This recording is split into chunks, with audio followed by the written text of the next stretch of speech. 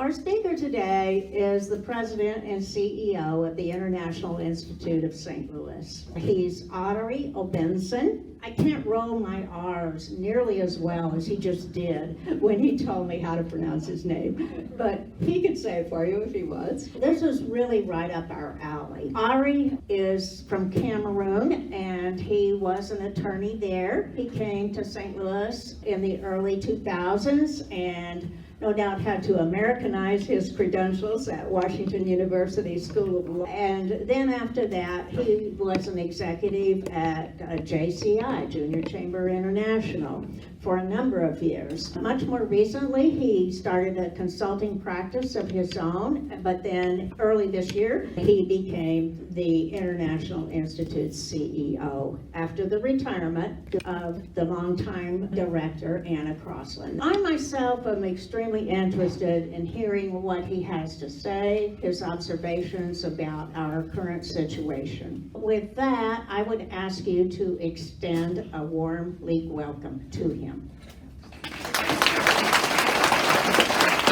Good afternoon, everybody. Good afternoon. I'm deeply honored to have the opportunity to speak with you today. As Nancy said, my name is Arrey Obenson, and I come from an obscure country called Cameroon.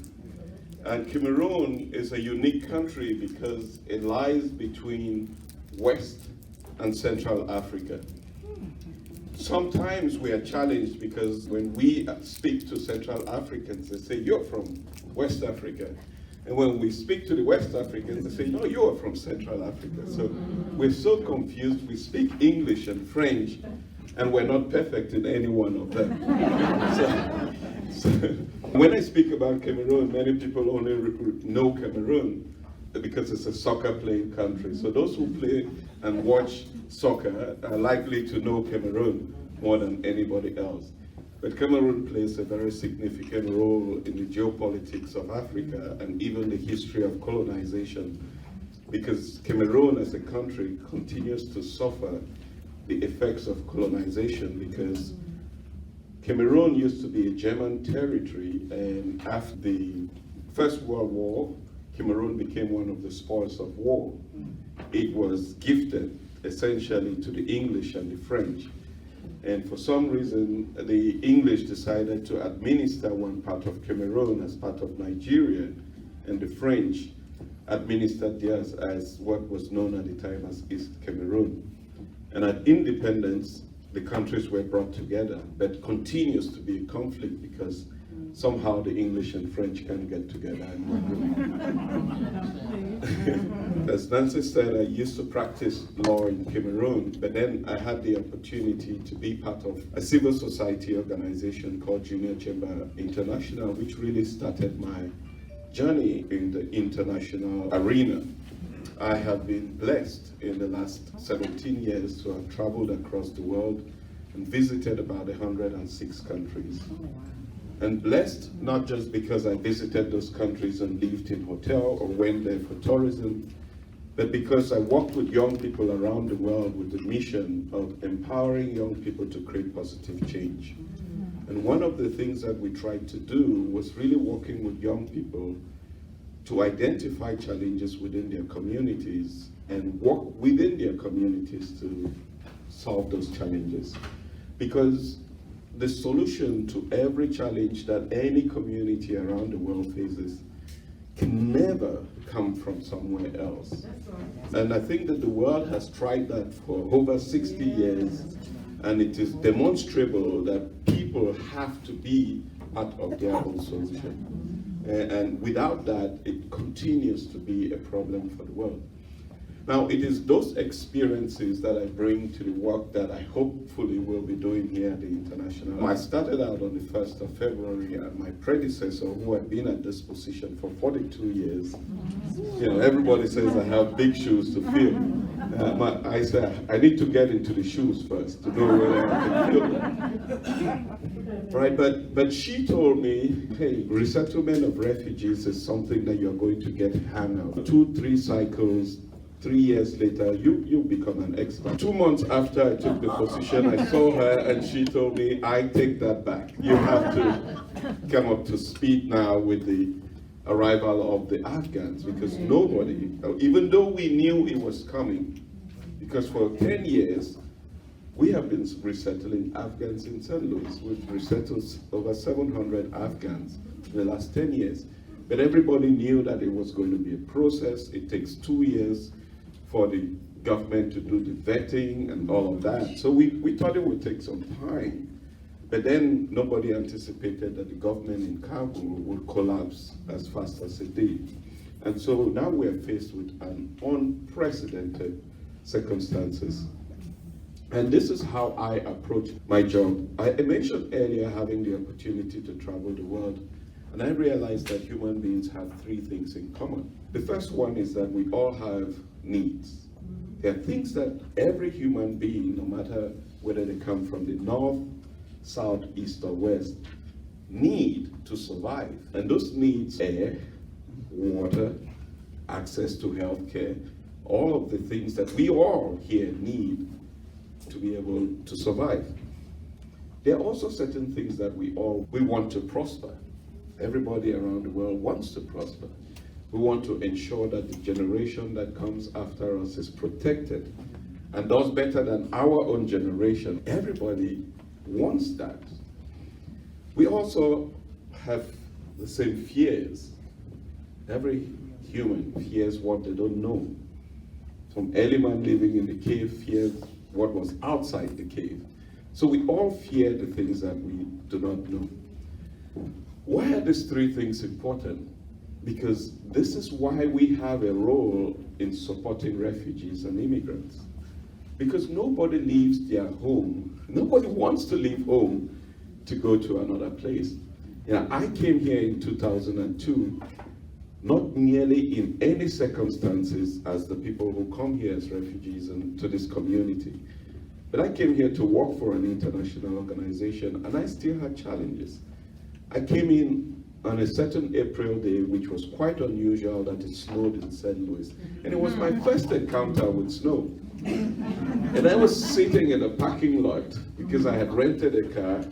I'd gone into the building, and then I came out. It was white outside.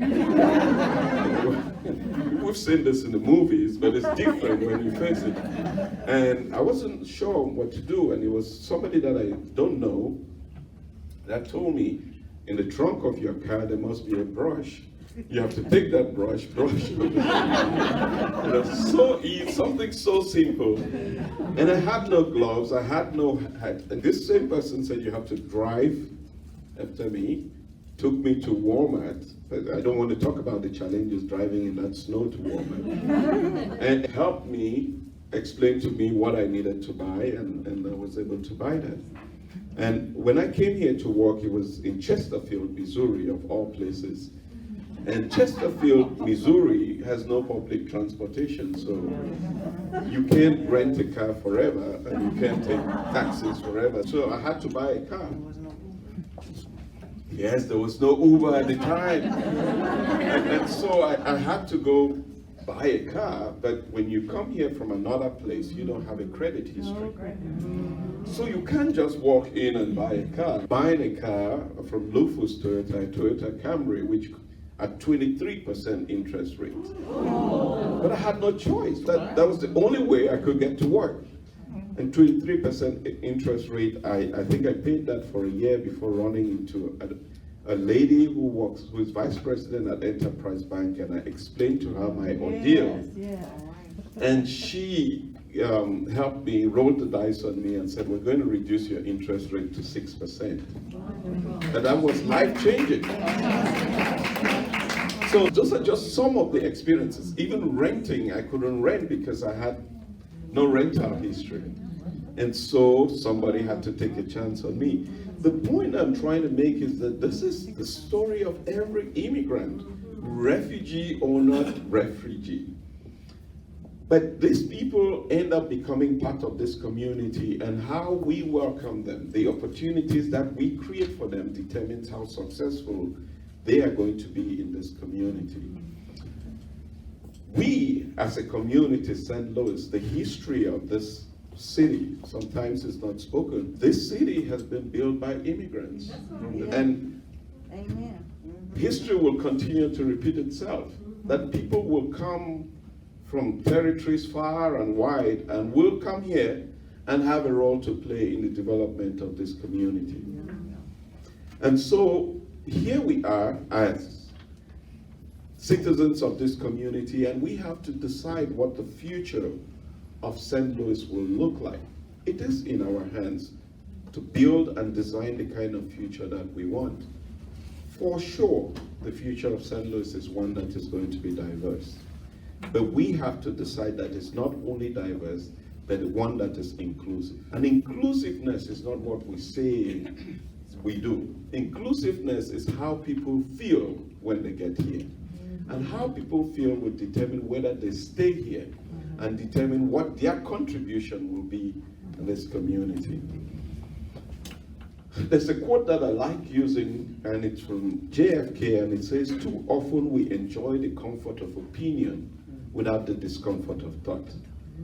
Too often we enjoy the comfort of opinion without the discomfort of thought. And as we look at the arrival of the Afghans coming to St. Louis, it is likely that we will see challenges, and we're likely going to talk about those challenges. Those challenges always arise when immigrants move into any community. But for this moment, I want to talk about the opportunities that it presents for us. The first thing we have observed in the last 2 months is how incredible this community has been. It's been amazing, the support that we have had in welcoming the Afghans into St. Louis. One, from our veteran community, they say that the battle is not over until their allies, their brothers and sisters who fought with them, alongside with them for 20 years in Afghanistan, find a place here in St. Louis to call home. So for them, the battle continues. Secondly, we have seen an unprecedented amount of donations in support of the arrival. We filled our storage room, we filled our gymnasium, we got a warehouse, and we're still managing all these donations that have come from the community, especially coming after 4 years of really challenging circumstances for those who work in this area of supporting immigrants. The last 4 years, across the United States, we lost about 300 agencies that support the work of immigrants across the United States. We're lucky that the International Institute of St. Louis had a certain resilience to be able to withstand that. So we've had unprecedented amount of support, and I would not lose any opportunity to thank people, but to say that this is the story of St. Louis that we should be talking about. Because sometimes it is the story of a divided St. Louis that is projected. But this is a moment that we must celebrate. Even the police have come out to us and said, we've never seen anything like this. Because typically when immigrants come into the community, it poses a security issue. And the police doing what they do, they track things online, they look at social media, they see trends. And what they tell us is, this time it is different. We're seeing no such things that we saw in the past. And so we're hoping that this could be a moment that we could see a transformation in the future of this community. So we were planning, when the federal government reached out to us to say, what is your capacity in the number of people that you can receive? We said we can manage 50 new arrivals a month. And they said, no, that's not good enough. Can you do 50 in a week? And we said, okay, that will be stretching us, and that will probably be breaking us. But what if, okay, we'll work with 50. In the last 2-3 weeks, we received 61, then 154, then in the last month, we've received 228 Afghans that are coming here. It's just going to continue until February 15, because the Afghans are living in military bases across the United States, and the federal government is trying to get them into communities across the United States. I have had the opportunities to visit with some of these families, and I met a gentleman who told me an incredible story. And I'm connected to why it's important for us to keep our eyes open to what's happening around the world. I met this gentleman who said he's lost everything that he had, but he has 4 children. He has 2 girls who are 15 and 13. And he says, I know in the United States, first of all, he was very happy that Americans have been really great. And he said, I know Christmas is coming up, and this is time to ask kids for what they want for Christmas. And he said, I'm not going to ask my girls what they want for Christmas, because I know what they're going to tell me they want. And I said, what will they tell? He said, if I ask them, they'll probably say they want a gun. Right? And I said, why is that? He said, because that's the only thing they have known since they were born into a war, right? They've grown up war. And I started, and he said, the only thing that I can do now as a father is have the dignity of changing their perspective of life. And why is that important? Because those girls, those children, the many that I've seen and played around with, they're the future of this community. They may not have had the opportunity to start in a kindergarten here, but they have the opportunity to start a new life. And we as a community have a role to play in that life. Why? Because that is the life of this community. The next steps that they determine what the future of St. Louis would be. And there's really it's important for us to know about what's happening in the rest of the world. It may be so distant, but it has consequences on our politics and our livelihood here in this community. For when the civil war started out in Syria, we thought it was very far away and that it would not affect us. But it's had profound consequences, not only on our local and national politics, but in the geopolitics of the world. It has even brought the world to the brink of maybe another world war, with the United States and Russia coming really close. But this war started, many people do not know, because of the impact of climate change. That the civil war in Syria actually started because farmers, because of a drought, and farmers' crops were not performing well. And when people are not performing well, they can't provide for their families. They must find a way to change the narrative for themselves and their families. And so a conflict that seemed very distant from us has had tremendous impact even on our politics here. And why is climate change so relevant? Because we know that the next wave of refugees are going to be refugees as a result of the impact of climate change. And it's coming. And we have to be conscious of that. And we have a role to play in changing the narrative, the impact of climate change. We may not be seeing it on a daily basis here in this community, but the things that we do here, the decisions that we make, have impact on the life of communities across the world. And sometimes we seem like we're insulated or shielded from all of that. At the International Institute, we just finished our strategic plan. And I know that the International Institute is known in this community for its work with refugees and immigrants. But one of the things that I hope I'll succeed to do is change the narrative. Because our work is not just with immigrants and refugees. Our work is with the wider community, helping this community become one that is more inclusive, but also helping the community understand the ramifications of what international politics has on our local community.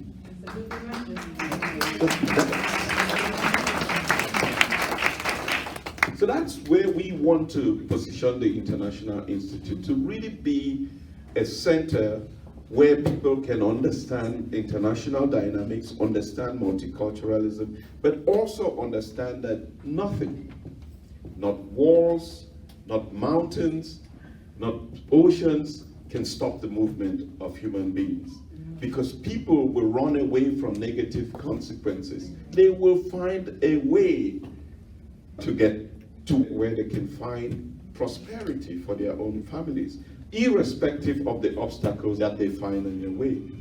that coming from Africa, it breaks my heart every day when we wake up and learn about the number of young people who are trying to swim or find ways to cross the Mediterranean Ocean into Europe. And why are they doing that? And why can the world not change that dynamics?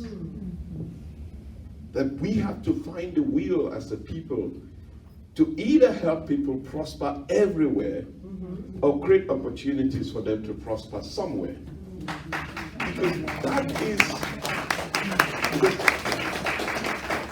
Because if we do not do that, we will always end up with circumstances where our investments are actually going to go into destruction, investing into weapons and things that are costly, even more costly than the other solutions that we can provide that keep people in prosperity everywhere. Coming to talk to the League of Women Voters, I thought that an audience like this has the incredible, you all have the power to change this dynamics, to keep this conversation going, to ensure that whether people are joining this conversation locally or nationally, that they see that our decisions have enormous impact on people around the world. And if we can change the dynamics of things, this world, we can send people into outer space for tourism, and yet we cannot save lives of people in parts across the world, which will cost us less. Yeah. So this is what I wanted to share with you. I thought if we have time, I'm looking at Nancy, I'll be happy to take some questions about some of the thoughts that I've shared with you, if it's okay with you. Beverly. I live in the north part of the city. We have a lot of vacant lots, homes that have been boarded up. We welcome every Afghan. As you know, Missouri, especially St. Louis, is famous for the number of Bosnians that we have outside of their own country. And when they found out what the government was doing here in St. Louis, they sent for the rest of their family and friends in Chicago. What I wanted to ask is, there is a lot of pushback because you don't see this kind of gathering together donations where people are homeless on the street in St. Louis and they need things too. And I haven't really come up with the words to address it. We know that in St. Louis and nationally, there is a number we can give people, 211, that provides all kinds of resources, from housing to food, pantries, and that nature. But there has never been a big coming together, so to speak, from our city, local level, or state level to eradicate homelessness and hunger. There's so many food deserts here. What do you say to this? I think that that's a really interesting conversation that I struggle with every day. And the reason I struggle with that is that I can talk about the challenges that refugees and immigrants face, but it's not different from the challenges that you're talking about. Whether it's access to housing, it's not just an immigrant or refugee challenge, it is a community-wide challenge. And this is even one of the reasons why I say to people that much more than providing support to immigrants and refugees, I think we have a broader role to play in the kind of community that we want to build. I spent the entire summer running a 10-week series on inclusion called Inclusion St. Louis. And the idea of that was really trying to understand whether an inclusive St. Louis is possible. And if an inclusive St. Louis is possible, how is it possible? And if it is not possible, why? And inclusion essentially means that we create opportunities for everyone to prosper in this community, and opportunities for everyone to feel like they're part of this community. And just as the community has stood up for the Afghans, I wish this community can stand up for everyone. No matter where they come from, no matter how they look, because that's the way that we're going to build an inclusive St. Louis. An inclusive St. Louis is a prosperous St. Louis for everyone.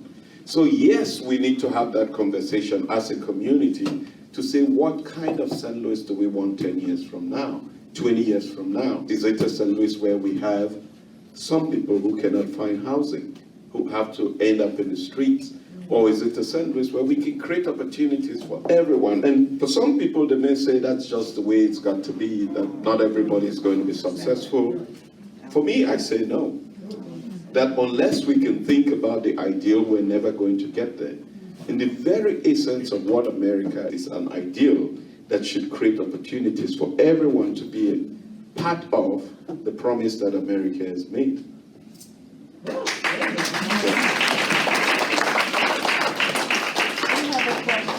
You brought up something that's really important, and thank you for coming. We appreciate having you here today. One of the subject matter that you brought up was about the story you told about the behavior for as having a gun for Christmas as a gift. Knowing that the violence that we already have in St. Louis, the behavior issues that have been compounded by COVID, how are you going to balance to change that behavior along with something that's already constantly evolving that we don't have control over? If I had the answer to this question,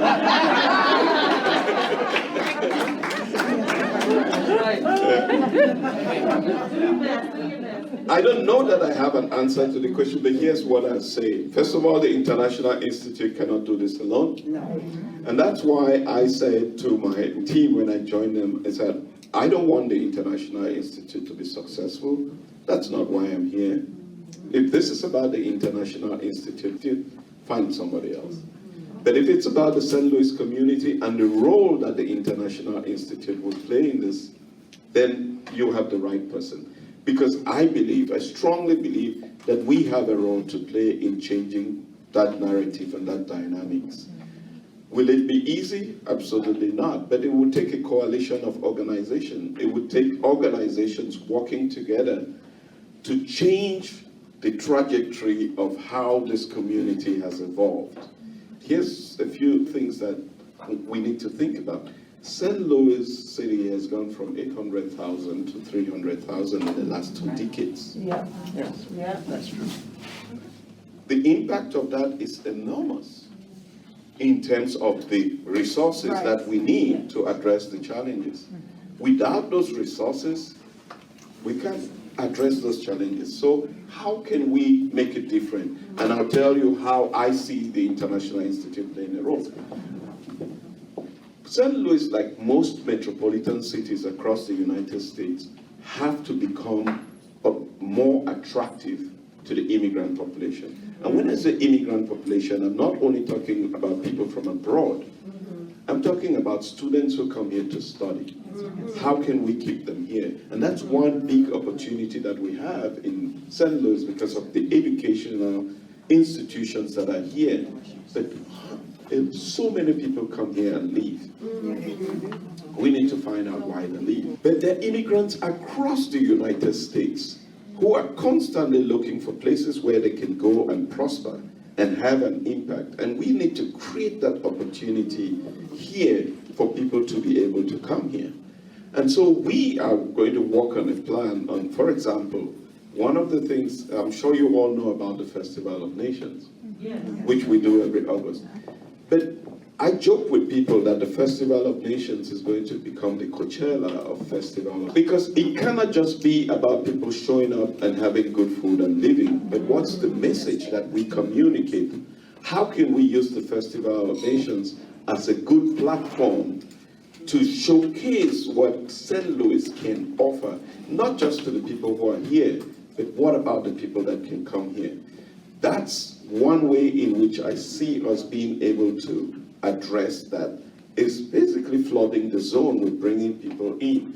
Talk about North County, we're now having conversations as how can we partner to resettle some people in North County, which if it means buying a building and resettling people in that part. Because if you don't bring in people into a community, this is not only about St. Louis, but this is all over the world. Yeah. So we have to constantly attract and bring new people to this community, and that's how I think that we can make a dent. Not solve it, but we can play our part in addressing that. Yes. Okay. You are like a breath of fresh air. No, thank you. I am homegrown St. Louis, and my sister made a comment and it got me to thinking that some people were born here, homegrown here, and leave here. So when you talked about keeping resources, human resources here, I'm going, okay, now that's one thing that we can do. A lot of our resources get educated here and they leave. I have a question for you. How soon will you be finalizing your plans for another summer institute, another 10-week? Yes, you don't have anything else to finalize those plans, yes. Well, we're going to do it again. We reached Well, out. was it successful? Absolutely. We were able to do it on Zoom, but also have it replayed on television on Channel 11. So we were able to reach about 40,000 households every week. It was phenomenal. We know now, no excuses, okay. So. It was very successful, but it also helped us to be able to understand what were some of the challenges that the community is facing and how we can play a role in just having this conversation about inclusion. This is really important because some bogged down in the challenges themselves without looking at the opportunity. Actually, I wrote a book that I'm going to leave for the president here, and it's called Bridging the Opportunity Gap. And the whole idea of this book is how we can, if we went to the federal government before the pandemic and we said to them that we need to invest $2 trillion in training and development of the underprivileged, they would certainly have said we're crazy. But within 2 months, the United States spent $5 trillion. $5 trillion. Money which essentially didn't go necessarily to the people that would have needed it and made the most of it, but really just ended up in the bank accounts of the big corporations of the world. Yes. So, do we have the answers? Do we have the resources? We do. Do we have the politics? Do we have the will? We don't. No. That's where the challenge is. However, I think that if we focus on what the opportunity is, what it would mean if we had a more inclusive community, what does prosperity mean in this community? Let's not fight against poverty. Let's create opportunities for people to prosper. Let's not focus on I always tell people that I don't like to talk about gender equality. I want to talk about quality, because women must be equal, right? Half of our population is not in the workforce, and we're wondering why. Because women are spending time trying to build a future, and we're not recognizing that as a community. Women are staying home and looking at the next generation, and this country, America, has not really encouraged or recognized the incredible work that women do in bringing up the next generation. So I think that, yes, we should value more of that work that women do at home, and they have to be compensated for that. But I think I'm crazy if I go in that direction. But we really need to focus on what the future can look like. And that future will guide our actions today. But if we're only focused on trying to solve the problems that we face today, we're going to be stuck with the problems today and not build for the future. I know there's one hand up there, but we're running out of time. One more. One more. My heart bleeds for the people in Haiti, and they have no government, they have no organization, and they need places to go. Does your institute address that situation for refugees in Haiti? Yes. So any refugee that can make it to St. Louis, we will provide support for them. Here's the challenge that we face. Because we, as an institute, do not make these federal decisions. We all saw what happened at the border with the Haitians, and like you, heartbroken. Because too often in this country, we look at that southern border as what the problem is. What people fail to realize is that the majority of people who come here into this country as immigrants and overstay their visas don't come through the south. They fly into this country on planes from Europe and Asia as well. Much more. The southern border is not 20% of the challenge that we face in immigration in this country. And because we see that on images and we see thousands of people marching up, we think that the world is going to end with those people arriving. No, that's the history of America. People have always come here in thousands, in numbers, over the years, as far back as 200 years ago, 250 years ago. Here's the thing, people will continue to come. Because America is on a pedestal, people are born in different parts of the world who look up to America from the day that they can reason. They may not necessarily think that they want to stay here, but they look at what is happening in America and it influences the way they live their lives. The world, travel the world today and everybody wears jeans. Even in Saudi Arabia, they wear jean pants. Where did that come from? America. We can't stop it. So thank you very much.